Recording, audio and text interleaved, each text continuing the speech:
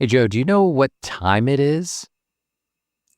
Is it morphin time? It's morphin' time.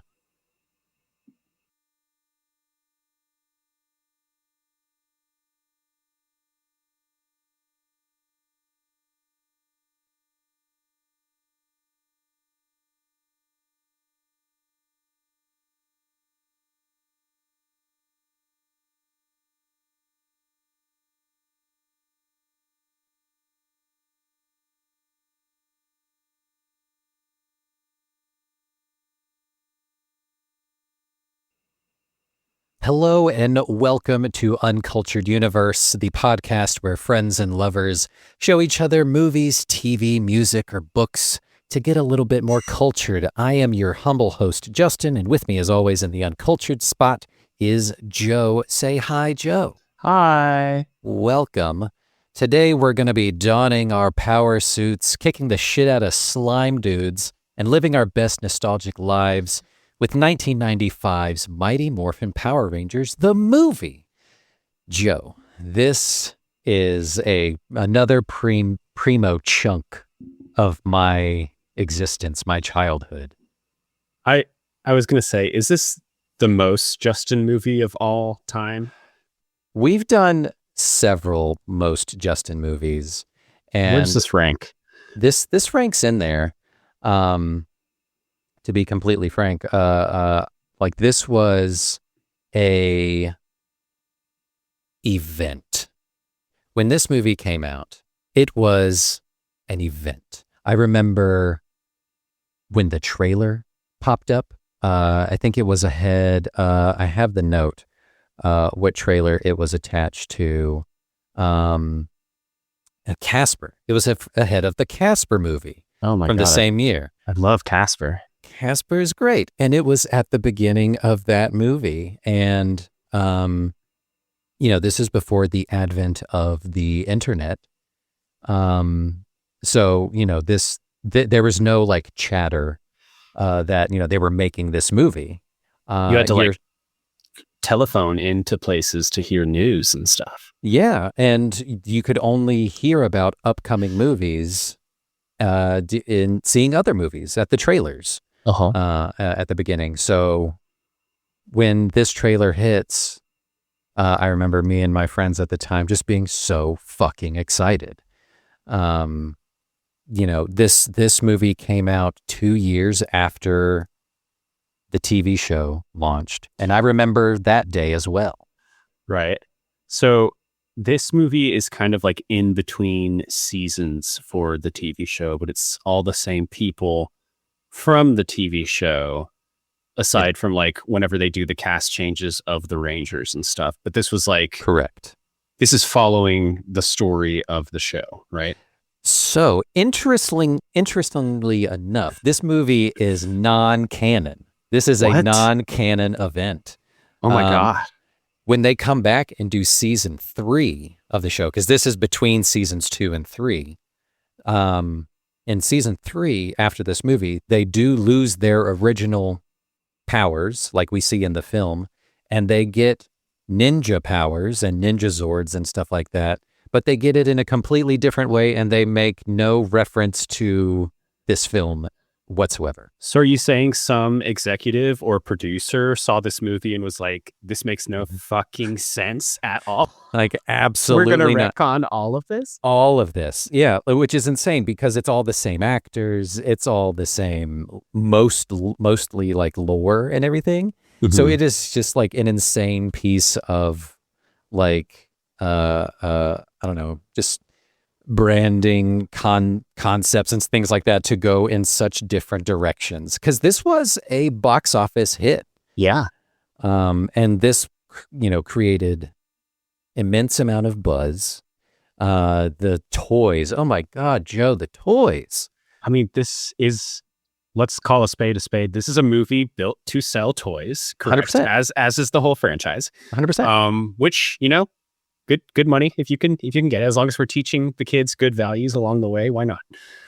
Which this movie has questionable values. We'll get into that. So in terms of like the canon of it all, this is essentially like those books they had about Star Wars in like the 90s. Legends. Yeah. Yeah. They call it Legends now, but basically like now that we're back into Star Wars in the culture, they're like, none of that. They're happened. Like, absolutely, that didn't happen. Or if you're Marvel, it's like this is a side universe. This is part of the multiverse. So maybe this Power Rangers movie like took a right while the TV series took a left. And now there's multiple universes of the Power Rangers. Let's just get right into it. You have the movie playing alongside here. Yeah. Why are they skydiving? Joe, they're raising money for the observatory. Isn't that obvious? What? It was not obvious because I didn't know that was the case. Truly, this is a benefit skydiving event, like you do.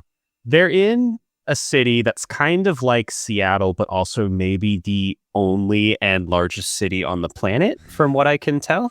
Pretty much. Everywhere else is a nuclear wasteland.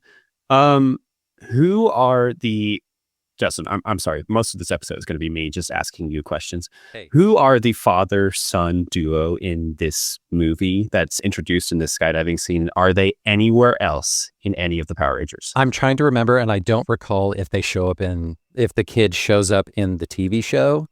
He's just some punk-ass kid and like his deadbeat dad. Clearly he's staying with dad for the weekend. Yeah, it seems like I thought the Power Rangers maybe like knew the dad, and then this is the kid that's hanging around, but like that doesn't appear to be the case. Maybe it's like a youth mentorship program. Yeah, something like that. So maybe he does show up in the show because a central piece of the show, of course, is that they are teenagers in this fictional town of Angel Grove, California. They're in California. But like you said, this looks 100% like Seattle or something Pacific Northwest coastal city. This has got to be Canadian somewhere. Yeah. I think this movie was filmed in Australia, mostly. You're so right. I did read that because all of the extras and all like the background people are Australian. Yeah, and I think the dad is like, his accent clearly slips through several times. The kid's Australian. Oh. Good accent, though. Good for him. Better than the dad. But yeah, so a central piece of the show is that these are teenagers living in this town and they're good at karate. And that's the main thing. Is it karate? They're good at it's kind of like aggressive gymnastics. So yeah, they love all things extreme sports. We're 2 minutes in and they're already on to the next extreme sport of rollerblading. They're actually really good at roller. This is so me whenever I rollerblade. Dicked out with all the pads and the helmets and the stuff and going super fast. When they go backwards down the stairs, that's actually really impressive. There's a lot of jumping. Yeah. I want the cumulative airtime of each character in this film because it's a lot. You know what it is? It's, you know, when like cartoon shows like Voltron or like She-Ra or whatever, He-Man or probably Power Rangers, they have like title montages or like transformation montages that are all the same every single time so that they don't have to animate things, and it takes up like 5 minutes worth of the episodes, but the kids don't care. So really in like an 18-minute episode you're animating like 12 new minutes of footage, because the rest is just like montages of pre-built stuff. That's what the kids are looking forward to every time. So much of that happens in this film where it's like, we're going to show one cool thing, but we're going to show it 6 times because each of them are doing a version of that one cool thing. Like the first 5 minutes of this film is taken up by them all jumping out of the plane in different ways. Yep. Just to show off a little bit of their individuality and their personality, and you can get it. Yeah. And they also have their own like phrases and things that they throw out. Then you can kind of get their sense of who they are as characters. Like Billy is kind of obviously the nerd of the group, the Blue Ranger. When he jumps out the airplane, he says, "All systems go," which is a thing that you would say as the dorky one of the group jumping out of an airplane. So I texted you, obviously I'm the blue one. And then you immediately responded, "Joe, that's the gay one." I want to know how canon that is. David Yost, the Blue Ranger, is homosexual. The actor? The actor. Okay. The character of Billy is not. However, he was relentlessly bullied he stayed on the longest out of anybody in the cast and crew. He's like 35 here. Yeah. Yeah, he's a hard teenage. He's like a hard 19. Yeah. But But yeah, he got ridiculed pretty bad, extensively throughout his entire career as a Power Ranger, unfortunately, which sucks to hear from producers, cast, crew, fucking extras and stuff like that, just like hurling slurs at him on set, and yeah, truly upsetting. It's gotta be something like preternatural, because like I'm watching this movie and I'm like, yep, I'm the blue one. That's the one I want to be. And so if I'm a kid with my little group of friends, if I was watching Power Rangers, they'd be like, it's like the hand thing in school when like the way you check your nails is like you're gay or not. Oh yeah, if you do it this way or that way. He likes the Blue Ranger. So I'm trying to recall back to playtime on the playground during recess, and this was a big thing in the 90s. There was always a group of 4 or 5, either superpowered or not. There was always a cluster of something in media that kids on the playground would always gravitate towards. They're like Ninja Turtles, Power Rangers, Sailor Moon, Spice Girls, whatever. Captain Planet. Yeah. The gang from the Burger King, those kids. Same kind of a thing. But like anytime you would go on out on the for recess and play, you would cluster naturally with your friends or whoever, and you would pick your Power Ranger to play. Right. I would always choose the Black Ranger. I loved the Black Ranger. Okay. So specifically, I remember, and this was when the bits in the armor that was like the faith of God kind of like started to crumble away when I was a small child. I remember praying so hard, make me the Black Ranger. Oh my God. And it didn't happen. Justin, you must find that strength in yourself. It's not going to come from outside. You idiot. I wanted it to, and God did make it happen. And I was like, well. Wow. That was your come away from Jesus story. Yep, come away from Jesus moment. So the Black Ranger in this is Adam. I've got my trusty Wikipedia page pulled up. Was he always the Black Ranger? Like, because we're a couple seasons into the show. Yeah. I know we've definitely got a new Yellow Ranger. Mm-hmm. Who else is new here? So midway through the second season, the original Red, Black, and Yellow Ranger leave. Okay. They quit. The actors quit the show due to like overwork and terrible pay, and they were trying to like start a union, and like no one else on set wanted to, so they left. Morally, ethically questionable things happening. 100% early on, already after doing season 1, which was 60 episodes. Amy Jo Johnson like points a gun at them and is like there's the door. Don't you fucking do it. Yeah. You stay on set and they're like, shoot me, Amy. You're going to have to shoot me. You won't do it, Amy. That's what I thought, coward.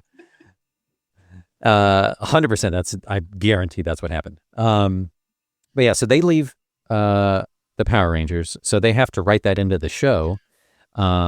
Wait, real quick. So you're saying the red, yellow, and black originals OGs left midway through season 2. While filming of season 2. So I never watched Power Rangers, but I recall there being kind of a correlation between the color of the suit and perhaps the race of the character. Correct. Yeah. Was the Black Power Ranger black? He was. Okay. And the Yellow Ranger was Asian. Right. And then the red was just like all-American white guy. White guy. Okay. Because he's kind of more like Hispanic in this, right?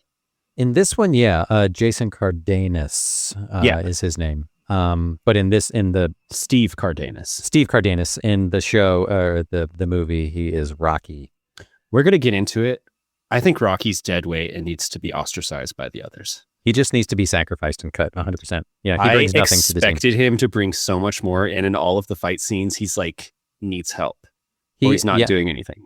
Most of them are quite helpless and not at all like their original TV counterparts. Right. So, midway through season 2, Black, Red, and Yellow Rangers leave.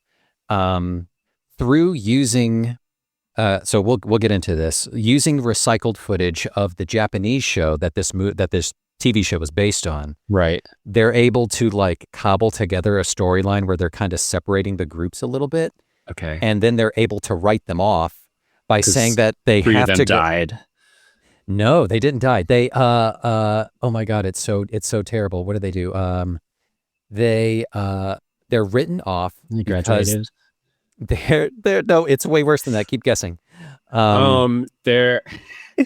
Their parents all married other people and they had to move away. Oh, that would be so much better. It's a zoning thing with the school. They have to Yeah. go to a different school now. Turns out they're in a different county. Yeah, Yeah. they can't play with each other anymore. In universe, the explanation that's used is that the 3 of them volunteered to go to a global peace conference, and they never Conferences come are back. like 2 days long. What? Nope, they never come back. No one's checked in on that. Nope. So they don't come back. Okay. Just That's- more table settings here. Yeah. Uh-huh. What is the origin? I'm assuming like take me back to episode 1.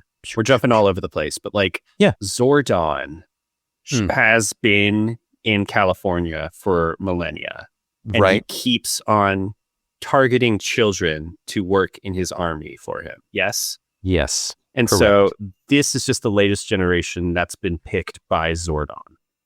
Correct. Yeah. He always is hungering for teenagers with attitude to don these super fighting super suits and things like that. him.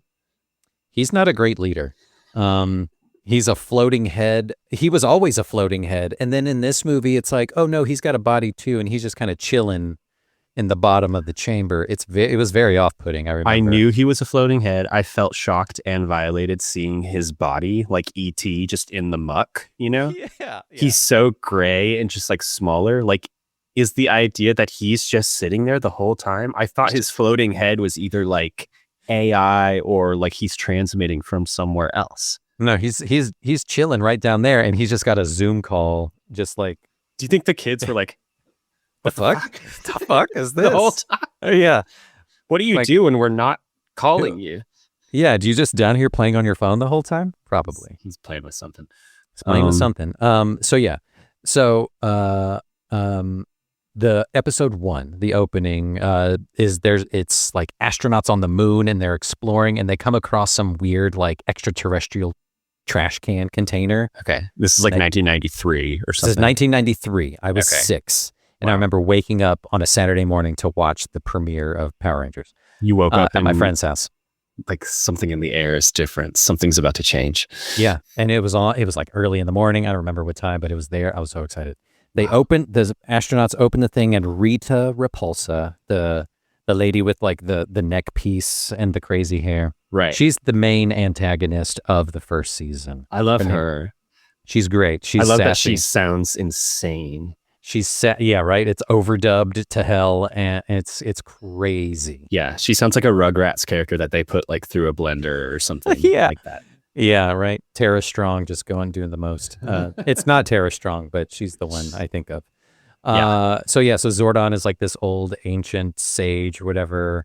He was the one who locked Rita away to begin with. Okay. So he comes up with this new fighting force now that Rita's been awakened. He gets these groups of kids, locally. He farms local, who are, the teenagers with attitude, who are just happen to be good at karate. They go to karate class, and he summons them, and he gives them these powers. Right. Yeah, and they just have to fight her. It's like a monster of the week kind of a thing. Right. It's crazy. So like obvious immediate follow-up questions. Are the kids good at karate already? Or like does he like touch them and it's like now you have the power? Yeah, it's not quite like the Matrix, where it's like, I know Kung Fu now. Right. They were already doing, after school karate fighting in the dojo, practicing athletics. Like Kimberly, the Pink Ranger, is like really into gymnastics. Yeah. The Zach, the original Black Ranger, is like into what was it, big in the 90s, like breakdancing as well. But they all have in common is that they take karate together, I think. Do you think this is like somewhat sponsored by the government as part of like kind of get kids active type deal. Oh, 100%, because Right. that's what we're doing on the playground. We're leaping from the slide. Like, surely this is subsidized in some way. In some way, yeah. This is, during the HW years Right. into the Clinton years. And, Hillary had her fingers all in this of just like, let's get kids outdoors. What do we need to do? Ma'am, we don't have the budget to steal it from Japan. Here's Who my cares? 60-point Power Rangers plan. So Yeah. I imagine karate was big. We've talked about karate being a big part of 90s just cinema and television when we talked about Teenage Mutant Ninja Turtles. Mhm. Were you ever into karate? Oh my God. Like was officially? I took karate and Yeah. I made it all the way through to the white belt. I completed my white belt, which is the introduction Right. belt. And I went to take the entrance exam or whatever it is to make it to the next belt, which was the yellow belt. And I did not make it.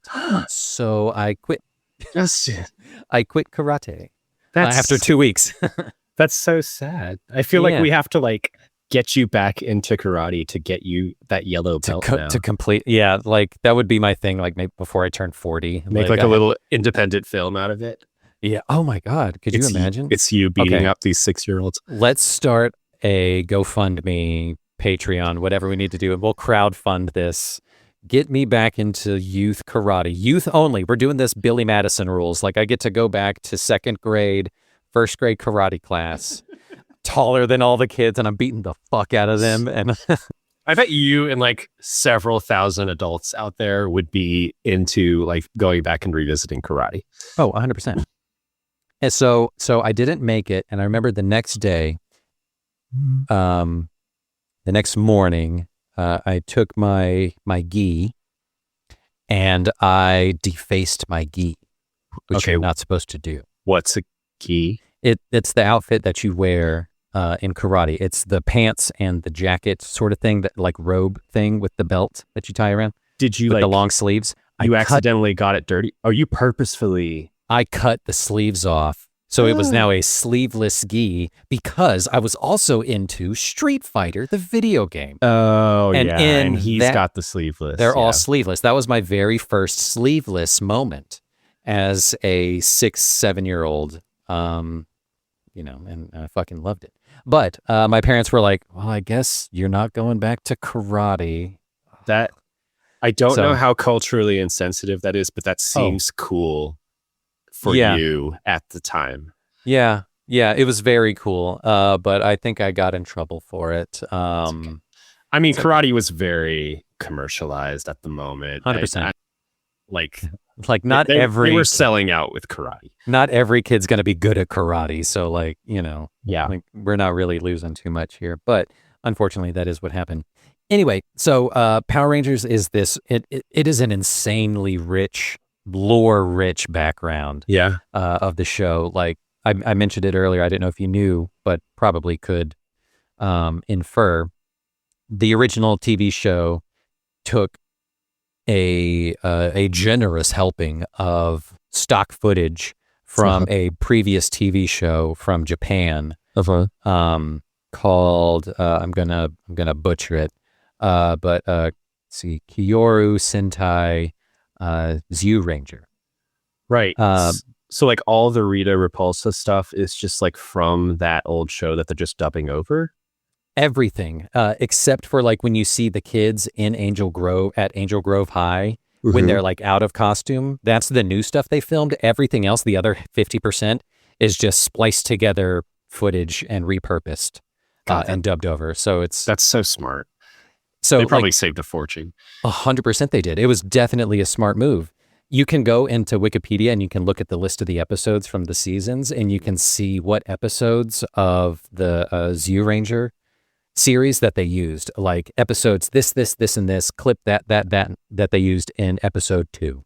But is it which is not crazy. somewhat location based? What if they're all in the movie theater together and they have to change into their suits? The suits also have to be in the movie theater. Anytime they morph or get into a fight or have to call on their Zords, their giant vehicles, They're always outside. It's always outdoors. Okay. And then whenever there's a big fight, it's the big, like, giant open field kind of style thing. Right. So it never makes sense because they're supposed to be in this, metropolis area, but anytime they morph and fight, it's always like, a sparse desert, hilly, mountainous range kind of a thing. It's crazy. Right. So let's get into the Zords of it all. So Yeah. the Zords are the transforming vehicles that they are gifted, and I imagine are somewhat like telepathically linked to. And a complaint I personally have of this film is that we don't get the Zords until the very end for some reason, after they've already switched animals. So going into this film, and I guess like in the first couple seasons of the show, let me see if I can get them all. Yellow has a white tiger Zord. Saber-toothed tiger. White has a white tiger. White tiger. Yep. So there's two tigers. That was confusing for us. Yeah. And then the rest. So it's all like prehistoric stuff. Prehistoric stuff. It's separated by millions of years. Like you get a woolly mammoth. Yeah. The Black Ranger. Someone has a mastodon. Mastodon. Yep. Kimberly has a pterodactyl. So she's like, she's flying. She's eyes in the sky. Yeah. Who else? Who's missing? Green. Red Ranger. There's no green. Red Ranger has, he's got the Tyrannosaurus. And then Blue has the Stegosaurus, right? Triceratops. Oh yeah. Stegosaurus would be insane.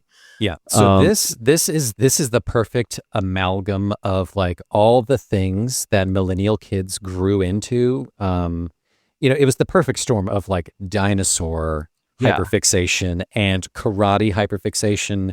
But also like the idea of like, you are this color, so you get this thing, and you're in, like, it's the idea of classification, very enticing to kids. It's very enticing. It makes sense. Kids like to compartmentalize. It's what's your Hogwarts house? Who's your Power Ranger? All that stuff. It's exactly it. And that's why millennials fucking love Zodiac bullshit. I'm a double Capricorn with the Pisces moon. Like, we love to categorize ourselves. You should start saying your Zord along with your Zodiac. Yeah. Mastodon, Black Ranger, 100%. Yeah, Mastodon is insane. I can't picture what that would have looked like in this case. It's crazy. But yeah, real quick, on the subject of... Look at this spin. I love this spin move. Unnecessary. Why? I like when they like encourage each other in the fights, and they're like, we can do this, and you're doing a great job. I mean, they're really good at doing the whole little aerial jump thing. So many aerial moves. Whenever Tommy does the corkscrew, I died. Where that's like the one thing where they really like ask you to question reality with these karate moves, because every other time it's like, okay, they're on like wires and stuff, but Tommy does like a flying kick spinny thing that just extends for like 10 seconds of him just basically remaining motionless in the air while he's kicking these people. It's kind of the best thing I've ever seen. You also you have to announce it before you do it. And it has to have a very specific name, or else it will not happen. It was like the white tiger ninja screwball kick or something like that. You have to announce it because the toys have to be able to say things. But so we're talking about like groups within children's media. You've got Power Rangers, you've got like Voltron, you've got Captain Planet, you've got Spice Girls, that are basically what you get is like different races and like cultures represented to appeal to the widest audience. And I realized watching this that I didn't have any of this, but I did have Magic School Bus, and that was my version of all of this. Yeah, that makes sense. Huge Magic School Bus household. And they themselves weren't superheroes with powers in any way, but they each did have catchphrases that they would say multiple times per episode. Yeah. And so you can see like someone came up with a business model at one point, and then everyone was like, that's it. I want this is what sells. Yeah, they're like, I want some of that. I need me some of that. How do we do that? Oh, it's like you make them fucking sharks. It doesn't matter. Kids will eat it up. They did. There was, street sharks. Same kind of thing. Look at Sorgon and his gross trash bag. I know. What is he doing? Does he have legs and arms? We'll never tell. Ew. He's It's just like a sack. Ew. He doesn't have arms. He's a literal meat sack. Or maybe he does, and that's just like his blankie, and he just like, like when you're really cozy and you just like want to. He's the cozy baby. He's got what is it called when the blankets like has armholes or whatever? Oh, he's got like a slanket or a snuggie. A snuggie. A snuggie. Yeah. The progenitor of the snuggie, but it also has a turtleneck moment going on. He's got a little bit of flair there. Yeah. He's been around for a while. Can I show you my cocktail so that I can finally drink it? Yeah. Show me. What you got? It's been somewhat time sensitive. So I have a blue cocktail that I'm supposed to add this citrusy mixture to, and it's going to change color on camera. It's going to morph. It's called a morphing time. And I tried to find like thyme, like the herb, to put into it. So I could call it like a morphing time, but we didn't have any, so I wasn't going to lie. I could have. I love it. I love the ingenuity. Let's see it happen live. Okay. Let's do science. Okay. If nothing happens, I'm going to scream. It's not light enough. Hang on. Oh no, oh no. Okay. I can see it. I can see it. Yeah. It's much lighter. It goes from like blue to pink. Yeah. Okay. So you got some of that gin in there. I put so Jonathan actually like stewed some gin in these like blue leaf thingies that we basically do to make the blue gin. Mm-hmm. And then citrus reacts to that and it becomes pink. And so that's amazing. What we do. Incredible. What do you got over there? I'm having it's hard to see. It's a little purpley. It's a little sparkly. It's called a Look Ooze Talking Now. And it's like a cranberry blue curacao margarita moment with some luster dust in there for just sparkly goodness. Nice. Cheers. We haven't really gotten into the ooze of it all. I think he's great. I love this performance. I think it works completely. Oh, 100%. This actor, Paul Freeman, 100% knows what kind of movie he's in. Oh. He's the only one, I think, who knows what kind of movie he's in. He's having a great time. He's having a good time. Do you know who that actor is? I don't. I just wrote it down because, I didn't want to say just Ivan Ooze and just Paul Freeman. Have you seen of course you have. You've seen the first Indiana Jones. You've seen Raiders of the Lost Ark. Mm-hmm. He's the Belloc guy in Indiana Jones. Oh, that's cool. Yeah. I never knew that. Honestly, for a long time, I thought he was Dr. Kelso from Scrubs. I don't know if you ever watched Scrubs. But I know who you're talking about. I had a moment. I was like, is that Ivan Ooze? It wasn't. But I thought for a second that it was Christopher Lloyd because I was getting like Uncle Fester vibes. Yeah. But then I was like, Christopher Lloyd wouldn't do this. He wouldn't degrade himself. The doc wouldn't do this. But yeah, the performances are all very schlocky, TV-y. One of the criticisms I saw, and I do agree with it, is that this just feels like a long TV show with like a little bit bigger budget to like do film on location. Yeah, I mean, there's clearly a moment where they go to like either like Washington State or like Scotland or somewhere, wherever those like rocky beaches are. So like they had a bit of a transportation budget and they filmed like 3 scenes there. And like that must have been fun, Yeah. Like how fun for us. Because like a lot of times in the TV Power show, Rangers actors like at the airport. Like, yeah, they got to fly to fucking Australia to do most of the shoots there. You're right. This is in Australia. I keep forgetting this isn't actually California. Yeah. So like a couple sets, here and there for like the space station and whatever else. But, largely the TV show takes place like at the school or at the dojo or they had a as most 90s places, TV show places did, they had like a central hangout spot, like the Bronze from Buffy or whatever the place was called in Saved by the Bell. They had a similar spot where they knew the shopkeeper. It was called the Sugar Bowl. The Sugar Bowl. Yeah. Yeah. or Happy Days and Happy Days. It was just a place that they hung out. So like a lot of the budget went there, and then everything else was just they were just raking in cash because they were just reusing footage. Very crazy. But yeah, everything is insanely over the top of this movie, and it's great. So I'll just kind of continue with my list of questions here, and we'll dive into the TV show or the movie here as a result. Do these kids have parents? Because so much of this movie's plot is about the parents of the kids in this town, but the Power Rangers don't appear to have parents. Yeah, they're like, yeah, sure, we'll go like fight and do whatever, but then we need to save our Lord and Savior Zordon. We'll go to this other planet.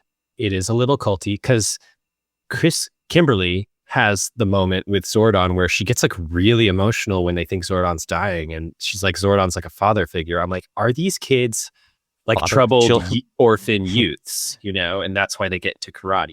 I think in the show there is a couple plot elements of like their parents are in trouble, like the main character's parents themselves are in trouble, so they do have parents. But for this movie, fuck them. Right. Not a non-issue. Right. This movie takes place over the course of like probably a day. Yeah. So I don't even know if the parents knew what was happening during all of this, even though they're latchkey kids. The city is very much under attack at some point. Yeah, they're 100% latchkey kids. So you said they do go to school though, like they're in high school. Mm-hmm. These are supposed to be teenagers. Yeah. They go, like, does it show them like going to class? I don't remember if there's many classroom scenes. If anything, it's like the hallway at the lockers, but then it's mostly time spent in the dojo or at the soda fountain or whatever it is. Right. And then at the command center with Zordon, and then everything else is just spliced footage. Right. And like, is there any attempt around like, oh, we have to hide our identities, or does the town know that they're the Power Rangers?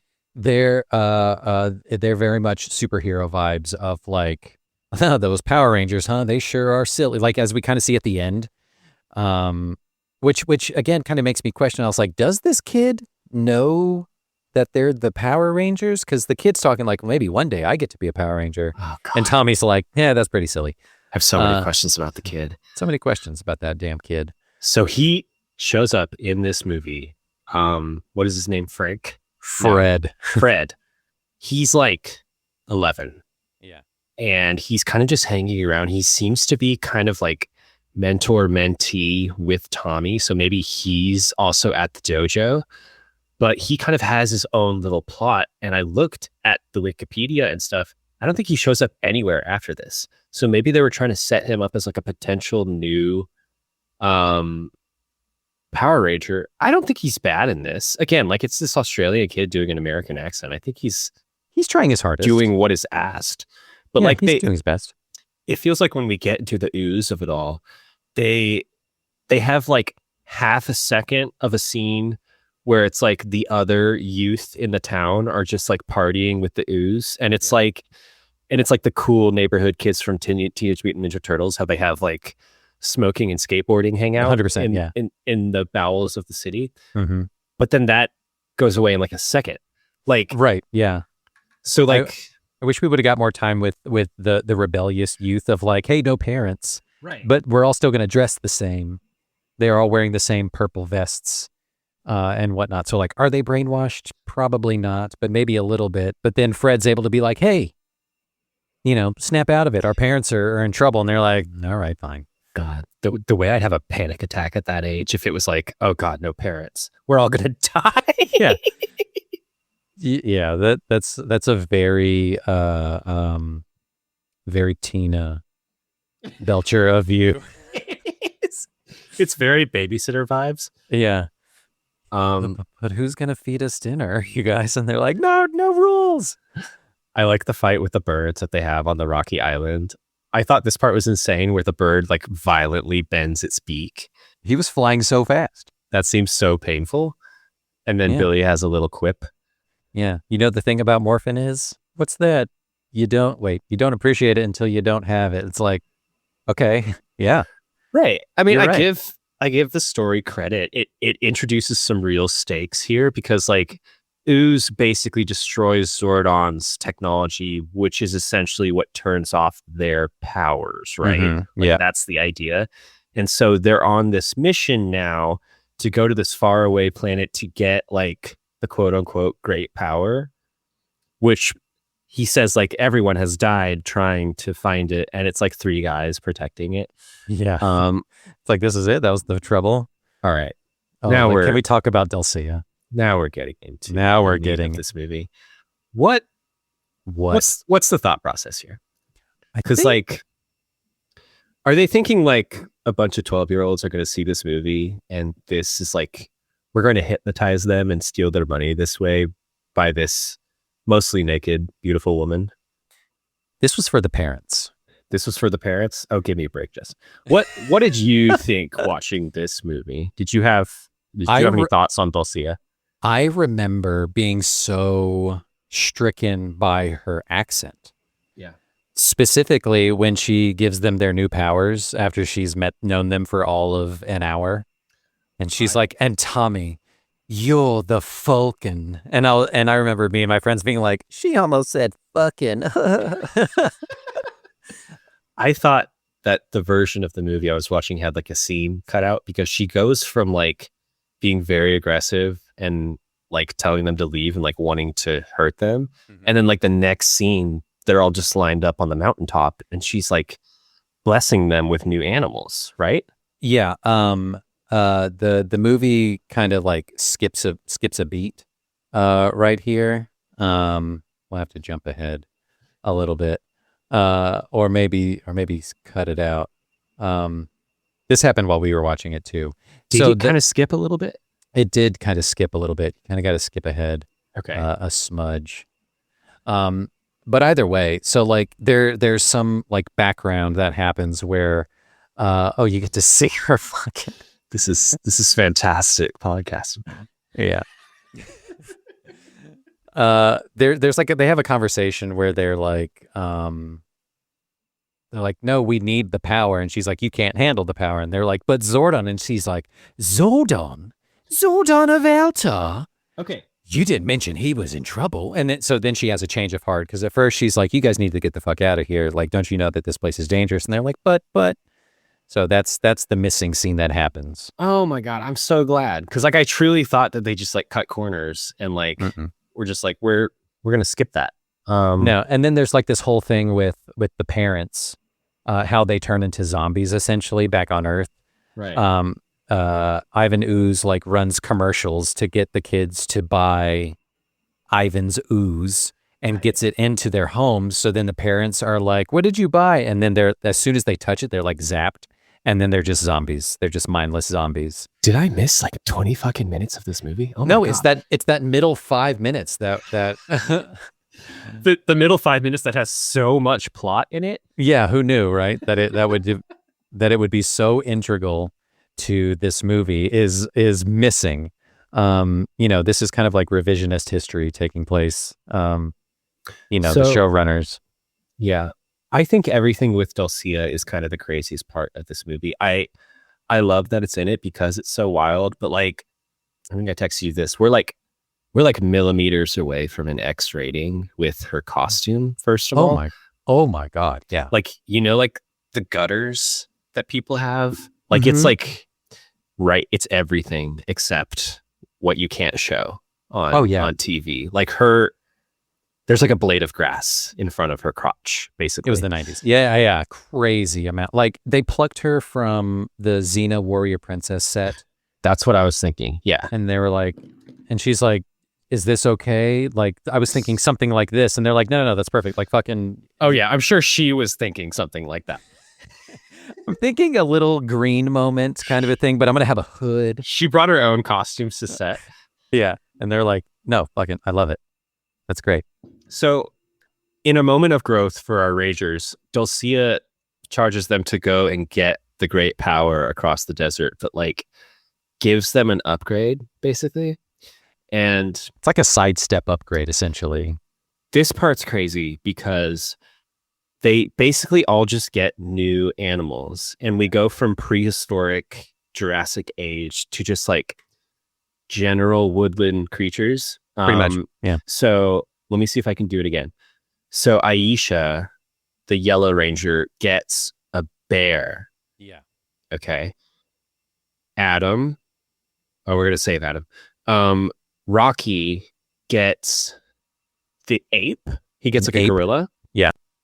Tommy gets a falcon, which I think was kind of a crazy change because like that's kind of Kimberly's thing, is like being the flyer. So now like what does Kimberly do if there's another bird? There's two birds. There's two birds in the crew. Yeah. She gets to be the head of the Voltron thing is what she gets to be. Kimberly gets a crane, which, okay. Odd choice. Billy gets a wolf, which I thought was very cool. Arguably the coolest one. Point to Team Blue there. That is 100%. And then Adam gets a frog. A fucking frog. Rightfully so.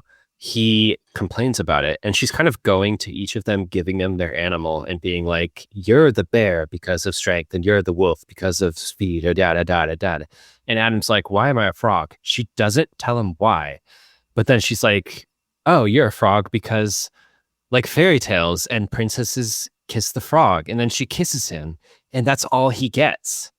It's the most insane scene in the movie. It is. And it is such like I would be like, and then she goes to talk to Tommy. I'll be like, no, hold on a second. You gave everybody else really quickly. Like everyone else got a compliment and an attaboy, and I get because you kissed a frog to become a handsome prince and a smooch. It's very weird. It's very out weird. of nowhere. Listen, the frog Zord is pretty cool because he gets like a whole tongue. I think he gets like kind of the biggest CGI element at the end because the Falcon looks like it was made in Microsoft Paint. It's like 3 lines put together. Yeah. I like the frog, but like I also would question all my friends getting these like aggressive mammals or birds of prey, and then I'm a frog. Yeah, I would be pissed because like an ape is like weird, but still kind of cool. A bear, whatever, but like a fucking frog. Yeah, an ape is like, it's too close to like, oh, you just gave me a person. Yeah, you just gave me a person with like a lot more muscle mass, I guess. Cool, that's great. It's like when the Pokemon are like, oh, that's just like a man. Yeah, that's a guy. That's just a fucking guy you're hanging out with. What's the Pokemon that like? Oh, it's the Mime one, Mr. Mime. Mime is a guy, and he has gloves, but they're not gloves. That's just how his hands look. And then there's like Machamp, which is just like a buff guy. It's just a dude. Yeah. Anyway, insane.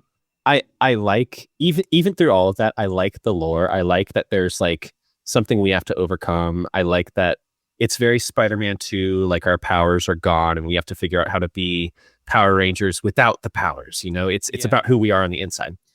And then they get new outfits, but they're not permanent. No. And they're like ninja outfits, which fine. It was the 90s. Yeah. But I guess I understand why they weren't permanent, because like they're not very practical and you can't have like headlights on them or something like that, like the yellow one has. And so they get ninja outfits when they're on the planet. They go and find the Great Power. They defeat the little statues in front of the Great Power. And the Great Power like just automatically lines up with what their animals are. It's like this big medallion that has all of their animals on it. Yep. So like if there were 7 of them, the Great Power is like, well, fuck. We already made the thing, guys. Another bear, maybe? How'd you guys feel about 2 bears? Can we have 2 bears? There were 2 tigers. Why not 2 bears? Right. Yeah, that's the Great Power's thinking of just like, hey man, we got 2 birds, 2 bears. And then the Great Power goes inside them, which is fine. It's like, okay, they get their powers back. They get their suits back. And we're assuming the same as it was before. Yeah. And like new Zords were somehow built, or maybe their old Zords transformed. That's all fine. And then they go home because they have like magical teleportation abilities. And at this point, Ooze is attacking the city with his two bugs, two like vaguely threatening medium-sized transformer bugs with which he wants to quote destroy the universe. with these two maybe 30-foot tall, maybe 30 feet. Yeah, but I remember that this on this most recent watch, I was like, they're actually kind of small. Like, He was like, the elevation is kind of insane because he's like, first I'm going to destroy Angel Grove, then I'm going to destroy the universe.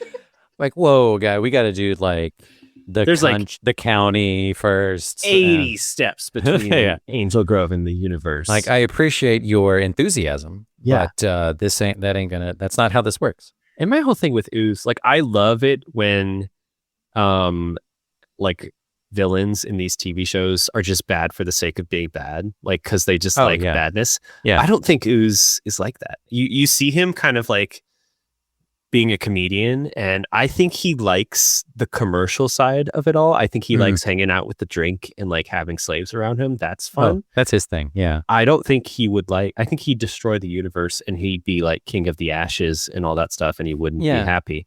Well, he's been locked up for 6,000 years. He's old mainly school. bored. He's out of practice too. Like, he doesn't know the modern machinations of the universe for being locked up for millennia. You know, he's out of practice. Well, he seemingly does, because one of the best jokes in the movie is like he gets out and he's talking to Zordon and he's like, I miss so many terrible things throughout history. He's like, the Black Plague, the Spanish Inquisition, the Brady Bunch reunion. Yeah. Which I laughed out loud at. Which was a great, like, that's so like peak mid 90s callback. Like, which apparently that was also an ad lib by Paul Freeman. Like, that's such a good, like, the Brady Bunch reunion. And everyone just laughed. That's great. Because that was like the same year when the Brady Bunch movie came out. So, like, so funny. Huh. I love it. Let's start wrapping things up here. This movie is so many more questions. Hey, so do I. So does all of us who grew up with this movie, because Joe, this movie is 30 years old. Oh, as of June 30th, 1995 is when this movie hit. So this movie is well over 30 years old, which is insane. Okay. It's like, this movie is nostalgia to the core. Wait. Did you say June 30th, 1995? Yeah. The 30-year anniversary was like 2 weeks ago. You're right. Okay. It's very fitting that we're watching it then. There you go. Exactly. Yeah. So that's I've always wanted to show you this movie, but it was very appropriate that it was just like, oh shit, summer 2025. This movie is 30 fucking years old. Yeah, that's perfect. Crazy. Yeah, this movie is terrible, but in like the best way possible. Mm-hmm. All the fight scenes are over the top. The CGI at the end is abysmal. The scaling of the Zords is like not great, but. Yeah. But it's so fun. I wish we had seen the first Zords, and I wish we had seen them like transformed into the new Zords. Mm-hmm. But I get it from like a budget perspective. I couldn't remember if like them combining into one thing was Power Rangers or if it was Voltron. Turns out it's both. Like whenever you have Zords like this, they just like, except Voltron, they all have just like the little cat things, right? Yeah. And so obviously they combined it to like the big Megazord, and they have like a big ooze fight where they put him in the path of a comet and destroy him and the comet. Sure. Yeah. Like, I like that they set that up in the front of the film. I fucking forgot about that too. They were like, he's going to be in the way of Ryan's comet, and I was like, there's a comet? There's a comet? Oh yeah, and it's a throwaway line. Mm-hmm. Which is like why they're skydiving to begin with. It's to save the observatory just in time to observe Ryan's comet, which, they don't even mention down on Earth because it fucking blew up in the sky. Yeah. And then Fred has his little side story where he's trying to save the parents because Ooze has ordered all the parents to go and commit suicide by jumping off of a cliff. So Fred rallies all of the city's kids together to go and stop their parents from like zombie killing in front of themselves. Zombie jumping. Ends up The hose part is weird to me. He ends up spraying them all with a fire hose, basically, which it doesn't seem to do anything. It does not. It does literally nothing. It just so happens that it's at the same time as what the Power Rangers are doing. So he thinks he did something. Yeah. He doesn't know. He thinks the fire hydrant saved them all. The fire hose saved them. I thought it was like, oh, he's going to like wash off the ooze from them or something like that. No. Like, if anything, he's just like police brutalizing the kids who are like trying to help the parents. Yeah, there's like one kid that he's like focusing on accident, and it's just like this kid's back is getting just torn to shit. You owe me money. Yeah. So it's like this is Fred's revenge. It's like a very dark turn. He's like, he's gonna fuck this kid up. This movie is insane. What is this movie actually trying to say? I don't know. Friendship will save us all. Oh, I did not have any broader themes for this movie. I did not even try to go there. Anything can happen as long as you work together. My friendship rubber beats your ooze glue. I don't know. I'm rubber, you're glue kind of a thing. Or is it just, when in doubt, kick him in the nuts and you will emerge victorious. Yeah, I like that is the emergency button. I was going to say, kick. There is a break glass in case of emergency button that they press at the very end. That's only purpose is to kick ooze in the nuts, which is very cool. I like that. I like that Zordon probably like programmed that into the Zords, and he's like, would it be funny if they use this? Like, oh my god, Alpha, would you just die if I'm gonna put this code in here? And okay. Alpha's like, I stop. Let me just run through some rapid fire questions I have just to like get through all my notes. Okay, we covered why they're skydiving. I like that he's sky surfing. I thought that was actually really cool that he has a surfboard in the sky. Yeah. And I like that they all like come together to hold hands really quick before splitting off. It's nice. There's a lot of like hand holding in this movie. That's very like it's nice. Who are the two like scumbag jokester friends that they're friends with? Who are also skydiving with them? They're like well-known bullies at the school, Bulk and Skull. Right. They're just there. Okay. They're kind of just minor antagonists to the teenage version of the Rangers when they're in school or whatever. Right. They just cause minor inconveniences, like they knock over their bikes or whatever. Okay. So it's like Ed, Ed and Eddie or like whatever, all those animated TV shows where you just have like the side characters who are the bullies, but then, like Recess. Yeah. Yeah. Okay. Yeah. Okay. What do the costumes actually do? So it seems that they only have their powers when they're wearing their costumes. Is that the idea? Like, are they stronger in the costumes, you think? Yeah, when they call upon and they morph, when it is morphin time. It's morphin, there's no G and there's no apostrophe. It's morphin time. The titular morph.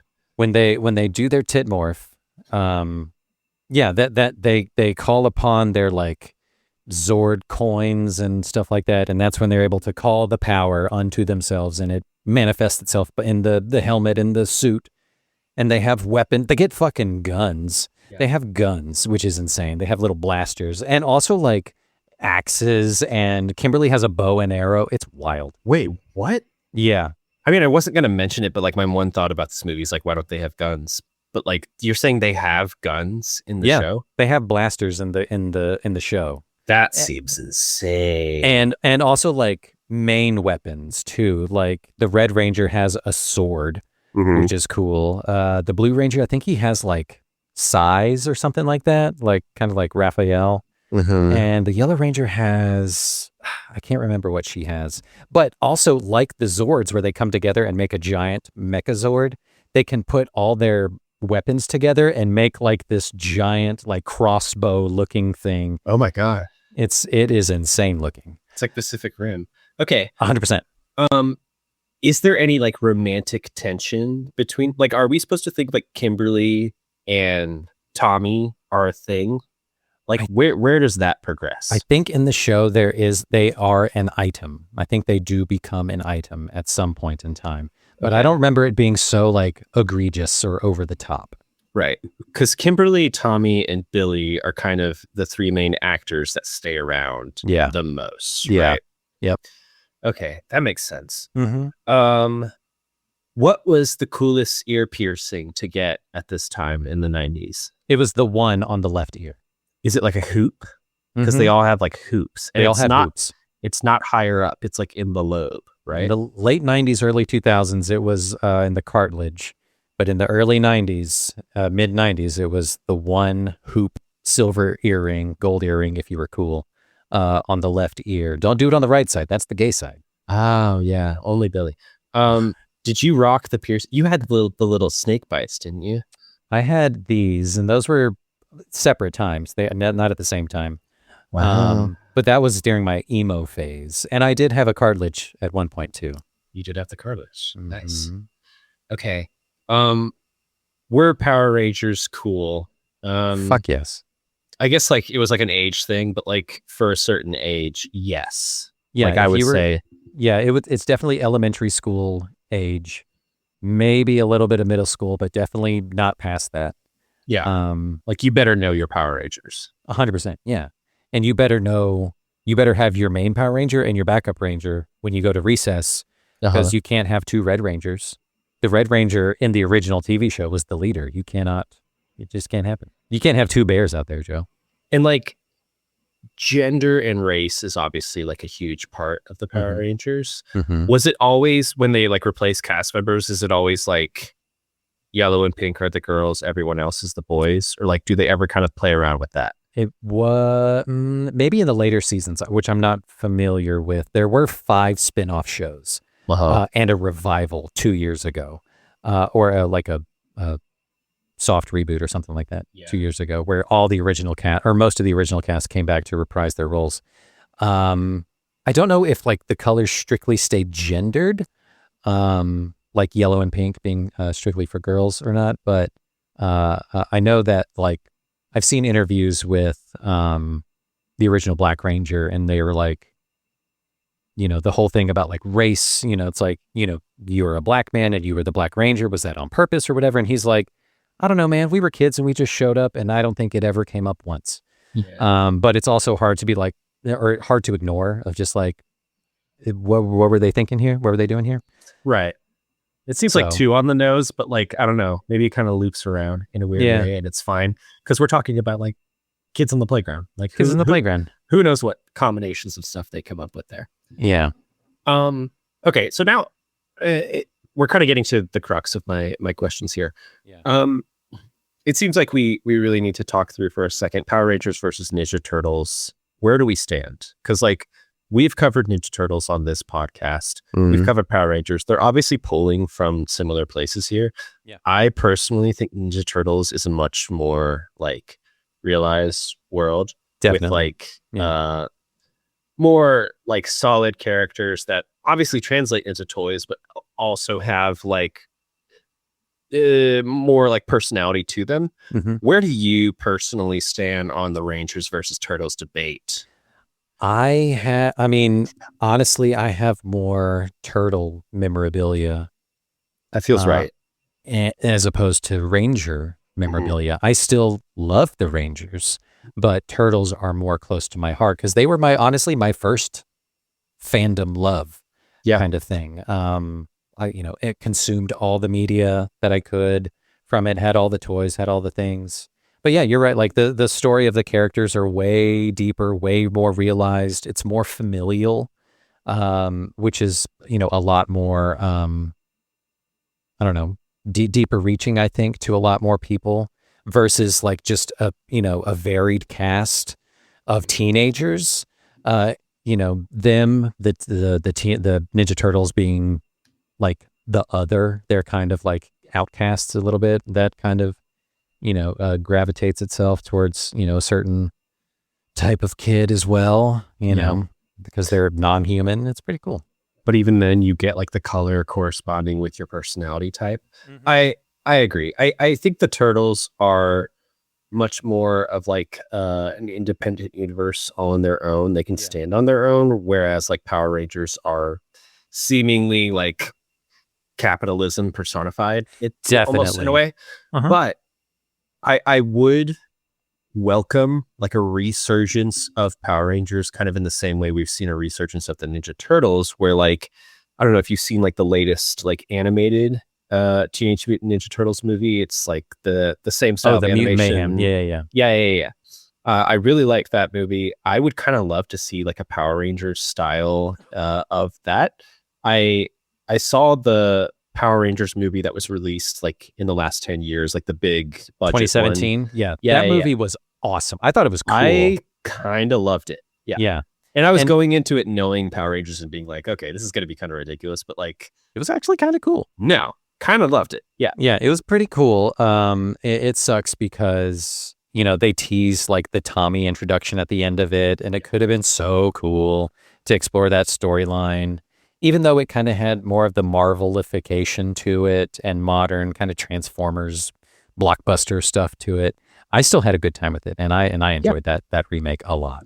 I'd be open to like do An something anime. cool with like an animated Power Rangers thing. Like An make anime, it, like a dark anime, would be make really it more cool. serious, make it more anime. Yeah. There was a time on the internet, I think this was before the reboot happened. I know what They- you're talking about. They did a gritty adult remake Yep. or something of the Power Rangers, and that was really cool. I It was remember like that. Katie Sackhoff and like Yeah. James Vanderbeek. That was Yeah. really cool. That Yeah, was yeah. real cool. It was like fan made, but like pretty high budget, and they were Mhm. saying like fuck and stuff. Yeah, pretty cool. I love that. And then they did in 2023, they did Power Rangers Once and For All or something like that. Yeah. Once and Forever, where they had most of the original cast come back, which is really cool. Love that for them. But yeah, Joe, you know, you've talked about, you know, going out on the playground and, you know your space. And I mentioned, you know, I 100% was the Black Ranger without fail. I prayed to God to make me a Black Ranger, and he didn't. He failed me. It's got so much steeper than I thought it was gonna get. Yeah. But I wanted to give you the opportunity to choose your own Ranger, Joe. Oh my And we're going to play Morphin Time Oh my with God, Joe, featuring Joe. the games are back, bitches. The games are back. So, Joe, we're going to play Morphin Time featuring Joe. Joe, we're going to figure out what Ranger you're going to be. Are you ready to play? I'm actually extremely excited right now. Yes. All right, Joe. When face to face with a dangerous foe, what's your go-to move? Okay. Do you hit him with a clever quip? Do you shout out like "whoa" and kind of back up? Speaking of backing up, do you do a ninja style backflip to just get out of there, or do you just fucking square up? What's your move? I would do a ninja style backflip because I want to put more distance between me and the enemy, kind Smart. of strategically, but I want to look cool doing it. Hell yeah, I love that. That's a great choice, Joe. Well done. Okay. That's a great answer. I love it.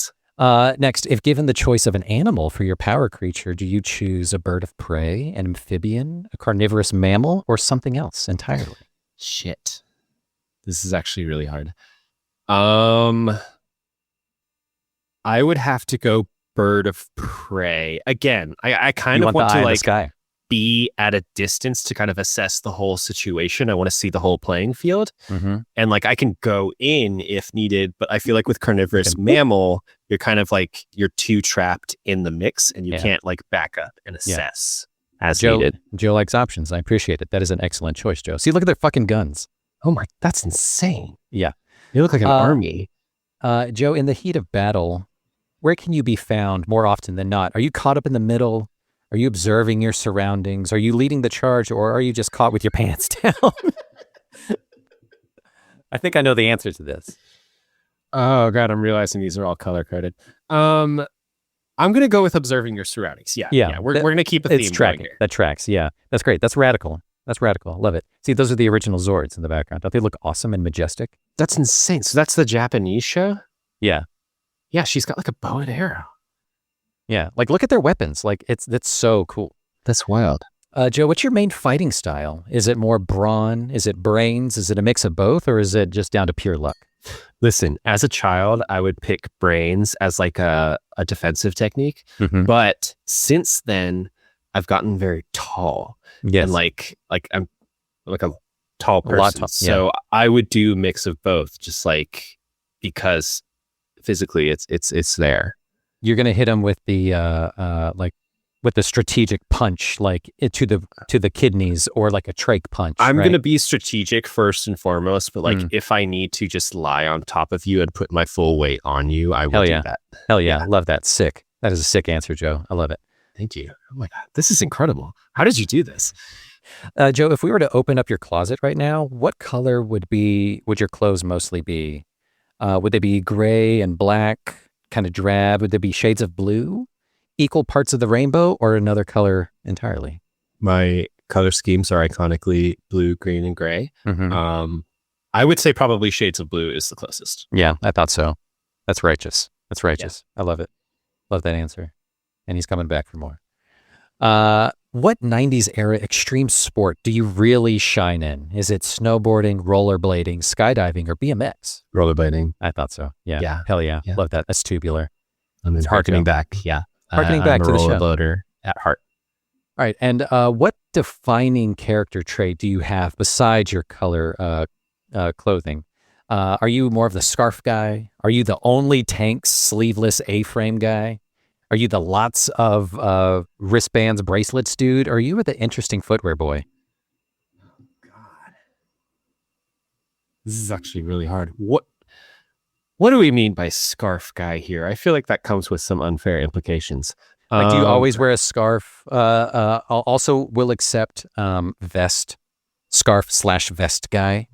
Shit, that's damning. Yeah, it's probably the scarf guy. Mm-hmm. Great. Yeah. Nice. It's nice. That image is missing. That's fine. That's fine. Okay. Wow. Your results are in. They have been tabulated, Joe. Drum roll, please. Did you really? Is this actually like a program that you're doing? Drum right now, roll, or please. Was this all predetermined? We have tabulated the results now. It's running through. Ryan's the like beeps and off screen doing math on a board. feverishly, just like 1 second. This is 1 like second. election night. She's Yeah. like, fuck. Joe, the answer is you are the Blue Ranger, of course. Yes, that is what I was going for. Joe, you are smart and cautious. You care about others. You think before you act. And you got the best arms out of the whole goddamn crew. Shout out, big ups to Billy and his ripping rad arms in this movie. Billy has incredible arms in this movie, and I think he knows it. What, Justin, that was Like- incredible. How did you do that? That's just a slideshow in Figma. Right. Did you have answers for all of I mean, I just kind of like just fucked around, but I knew you're the Blue Ranger. Oh my God. Yeah. You knew it going I just knew it the whole time. That's very sweet. Of course. Oh. Well, Joe, we did it. That is the Power Rangers from 1995. That movie is 30 years old, and it hurts because something you love so dearly and grew up watching and remember going to see in the theaters is almost as old as you are, and it's very weird. Getting older is strange. Justin, I really treasured this episode, and now I'll always remember Power Rangers is the reason you won't be going to heaven. That's right. As soon as I woke up the next morning without powers, I was just like, you know what? Nah. This red skin guy appeared and is like, sign this. And you're like, yep. Yeah, done. Because you know why? I don't see myself being a Power Ranger. It's very true. Anyway, so real quick before we jump over into talk about what's next, because I don't think we've really talked about what we're doing next. It's one of your picks. Yeah. Actually, no, we did last episode. But kids, your father and I want you to sit down and listen real quick. We love you very much. We love you very, very much, and we always will. But see, when two daddies love each other very much, sometimes it's too much, and they need to go their separate ways. This is our roundabout way of saying that this podcast is going to be ending in like 3 or 4 episodes. It's if we're counting 5 episodes after this. Yes. Okay. Yeah. We came to the difficult decision to just call it like we sees it. To pursue other things. Joe's going on to do other podcasts and other things. And I'm just going to go back to being a dad and maybe writing more music and stuff. So I'm going to go to a World Peace Conference and yeah, never come back. Joe and I are going to a World Peace Conference. Yeah. we're gonna have our stand-ins take over for us. But no, we're gonna be shuttering our doors. But I mean, this was a hell of a 3-year run. We're gonna hit our 3-year anniversary. It felt spiritually right to kind of blissfully enter podcast retirement at that point, just while we're still rolling. And it's been a fantastic time, and I can't wait to see how these next count them 5 episodes go for us. They're gonna get more wild as we continue along. There truly might not be any rules to these next few ones. We'll see. No rules, 0. We're coming back. We're circling back. We're going back to the church. Speaking of, as someone who doesn't, we're going back to the habit, right, Joe? Yeah. So everyone knows that Mighty Morphin Power Rangers is what turned Justin to a life of sin, but I'm going to bring him back with Sister Act 2, back in the habit. So we're going to do a direct follow-up to my last episode, which was Sister Act. I kind of made Justin watch Sister Act as a bit of a honeypot way of eventually making him watch Sister Act 2, which is like really where my culture lies. And so now we're really going to have the Sister Act conversation. I can't wait. Because Sister Act 2 is a whole different beast. I mean, it's the sequel. It's the sophomore response. You gotta go big. You gotta do more. Yeah. And then following that, I think the way we split it, Justin and I will toss the ball back and forth. We've couple got more times. 2 more episodes each. We have picked the movies that we've kind of been holding off on this whole time. We both came up with our final movies quite quickly. I think quickly. I think we knew the ones that we wanted to cover. Yeah, some good send-offs, which will be great and exciting. Yeah. But yeah, then Joe will live on infamy, in internet purgatory. Yeah, which is fine with me. You know, I'm fine with that, living in purgatory. So, wow.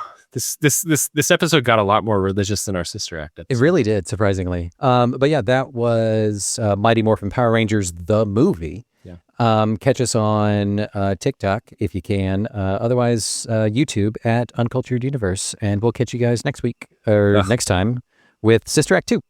Bye. Bye.